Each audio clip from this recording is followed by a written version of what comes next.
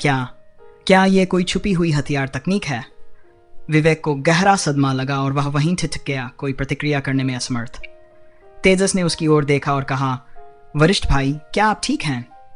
विवेक ने उसकी ओर देखा। उसकी आंखें आश्चर्य से भरी हुई थीं।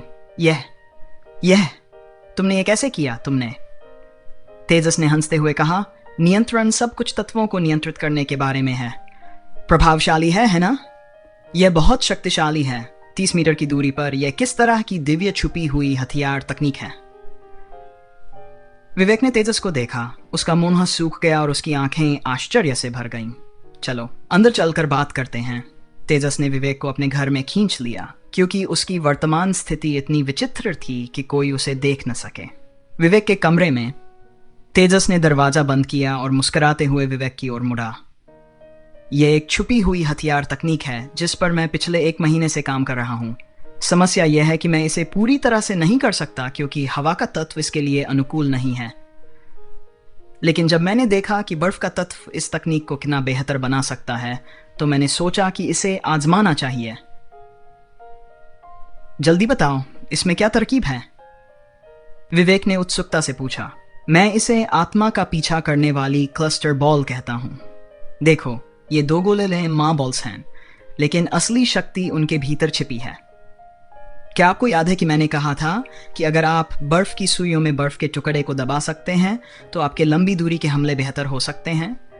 ये सुइयां सभी प्रकार की मजबूत सुरक्षा को भेद सकती हैं, यहां तक कि राक्षसी जानवरों के कठोर शरीर भी इसे सहन नहीं कर सकते।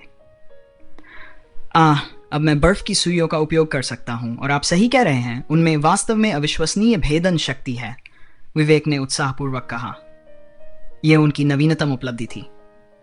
बर्फ तत्व को नियंत्रित करके उसे बर्फ की सुइयों में संपीड़ित करने से उनकी समग्र साधना में काफी मदद मिली। इस प्रकार उन्होंने सच में तेजस की प्रशंसा की।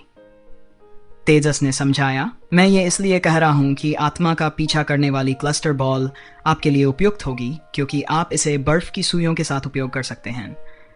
मैंने कहा कि गेंदें मां हैं, है ना? लेकिन अंदर बच्चे छोटे हथियारों का एक समूह है। मेरा बर्फ पर नियंत्रण नहीं है, इसलिए मैं अंदर हवा की सुइयां छिपाता हूं, लेकिन हवा की सुइयों की शक्ति बर्फ की सुइयों से तुलना नहीं की जा सकती।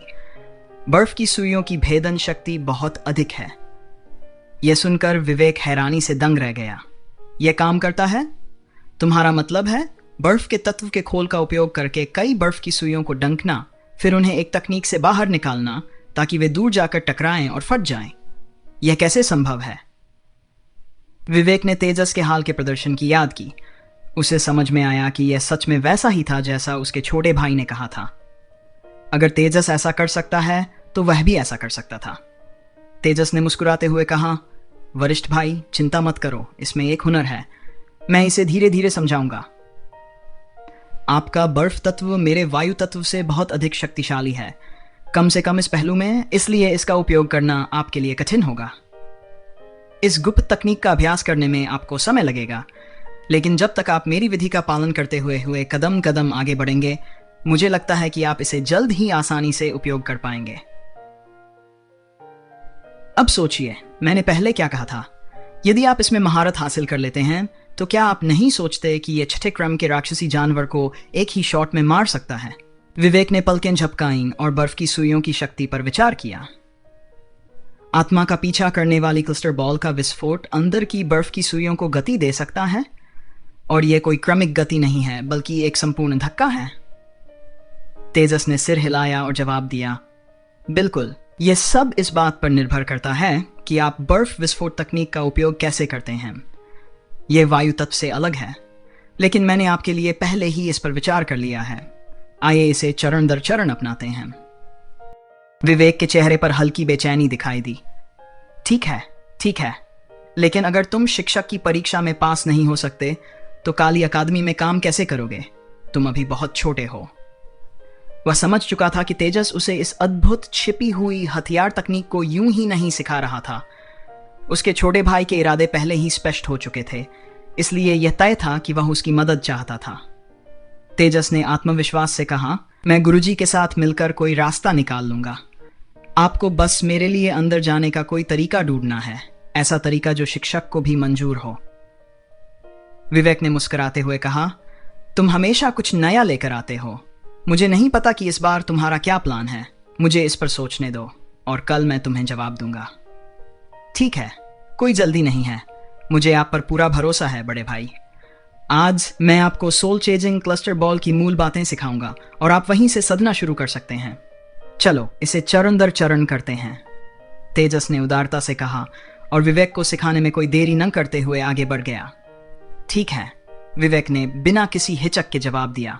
उसे तेजस की इस छुपी हुई हथियार तकनीक में गहरी दिलचस्पी हो गई थी। क्या तुम्हें वो फ्लिकिंग डार्ट याद है जो मैंने तुम्हें सिखाया था? तेजस ने पूछा। चलो अब इसके उन्नत संस्करण से शुरुआत करते हैं। यही सोल चेजिंग क्लस्टर बॉल की भी बुनियाद है। बढ़िया फ्लिकिंग डार्ट? विवेक ने उत्सुकता से पूछा। तेजस ने सिर हिलाते हुए कहा, जब तुम फ्लिकिंग डार्ट का इस्तेमाल कर बर्फ की सुइयां छोड़ते हो तो वे कितनी दूर तक अपनी शक्ति बनाए रख सकती हैं? विवेक ने थोड़ी देर सोचा और फिर जवाब दिया, 30 मीटर की दूरी तक उनकी शक्ति कम नहीं होती, लेकिन 30 मीटर से आगे जाने पर शक्ति धीरे धीरे घटने लगती है और संपीड़ित बर्फ तत्व अस्थिर हो जाता है।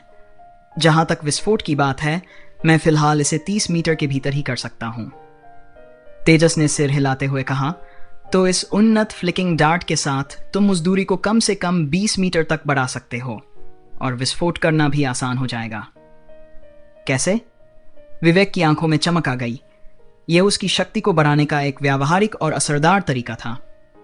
तेजस ने समझाया, हम बर्फ विस्फोट का उपयोग करेंगे और सुई के एक सिरे पर एक बर्फ का मोती जोड़ देंगे। तुम इसे 30 मीटर के भीतर नियंत्रित कर सकते हो, है ना? जब यह उस दूरी के करीब पहुंचेगा, तुम बर्फ के मोती को विस्फोट कर सकते हो और उस विस्फोटक बल से बर्फ की सुई को आगे बढ़ा सकते हो, जिससे तुम्हें दूसरा त्वरण मिलेगा। इस तरह बर्फ की सुई बहुत तेज हो जाएगी और गहराई तक प्रवेश कर सकेगी। शायद बाद में इसे विस्फोट कर पाना मुश्किल हो, लेकिन मुझे लगता है कि सुई खुद इतनी अस्थिर हो जाएगी कि अगर यह किसी चीज से टकराई तो खुद ब खुद फट जाएगी। आखिरकार इसमें बहुत ज्यादा ऊर्जा होगी और यह तुमसे दूर जा रही होगी। जितनी अधिक ऊर्जा तुम इसमें डालोगे, उतनी अधिक संभावना होगी कि यह किसी चीज से टकराने पर अपने आप फट जाएगी। विवेक आश्चर्यचकित होकर बोला, क्या यह सच में काम करेगा? हम कैसे सुनिश्चित कर सकते हैं कि बर्फ के मोती के विस्फोट से उत्पन्न ऊर्जा सुई को आगे बढ़ाएगी? जैसा कि उम्मीद थी, समस्या तुरंत ही सामने आ गई। तेजस ने मुस्कुराते हुए कहा, यहीं पर असली कौशल की जरूरत पड़ती है। सोचो, अगर तुम बर्फ के मोती और सुई को एक ट्यूब के अंदर रख दो तो क्या होगा? एक सिलेंडर की कल्पना करो जो मोती को फिट करने के लिए पर्याप्त बड़ा हो। जब यह फटता है तो बल केवल आगे और पीछे की दिशा में ही जा सकता है। अगर तुम सिलेंडर के एक छोर को बंद कर दो तो विस्फोट का पूरा बल दूसरे छोर से बाहर आएगा, है ना? इसे फेंकने से पहले इसे अपने हाथ में पकड़े हुए आजमाओ और तुम खुद समझ जाओगे। वास्तव में तुम सुई के एक छोर को थोड़ा सपाट भी कर सकते हो, जैसे एक छोटा सा हिमखंड, और इससे यह ज्यादा विस्फोटक बल लेगी और तेजी से आगे बढ़ेगी। क्या यह सच में हो सकता है? विवेक ने तेजस को अचरज से देखा। मुझे नहीं पता कि तुम्हारा दिमाग कैसे काम करता है। तेजस ने मन ही मन सोचा, यह 3 जन्मों के अनुभव का परिणाम है। सोल चेजिंग क्लस्टर बॉल, जो मूल रूप से धातु से बना था, एक शक्तिशाली छिपा हुआ हथियार था और तेजस के द्वारा बनाए गए सभी छिपे हुए हथियारों में से सबसे उत्कृष्ट था।